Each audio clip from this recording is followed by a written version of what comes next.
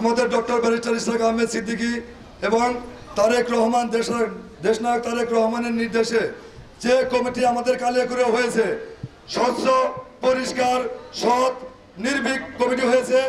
এই কমিটিকে আমরা সাধুবাদ জানানোর জন্য সূত্রপুর ইউনিয়ন বিএনপির পক্ষ থেকে সাদর সম্ভাষণ জানাচ্ছি।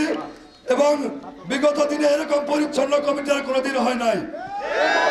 আমরা সূত্রপুরের পক্ষ থেকে তাদের সাধুবাদ জানাই। আমাদের ডক্টর ব্যারিস্টার ইশরাক আহমেদ সিদ্দিকীর পক্ষ থেকে আমরা সকলকে সাধুবাদ জানাই। আপনারা এই বৃষ্টির মধ্যে অপেক্ষা করে যত নেতা কর্মী আমাদের মাঝে এসেছেন, সকলের প্রতি আমাদের অত্যন্ত কৃতজ্ঞ। আমাদের এই কমিটিকে কেন্দ্র করে অনেক মিছিল মিটিং হয়েছে, আমরা সকল মিটিং মিছিলের প্রতি নিন্দা জানাই। নিশ্চিন্তে খান স্বাস্থ্যকর অল টাইম পান, অল টাইম হেলদি লাইফ। এই কমিটিকে আমরা সানন্দে গ্রহণ করেছি। তাদের উদ্দেশ্যে বলতে চাই, রাজনীতির শেষ বলতে কোনো শব্দ নাই।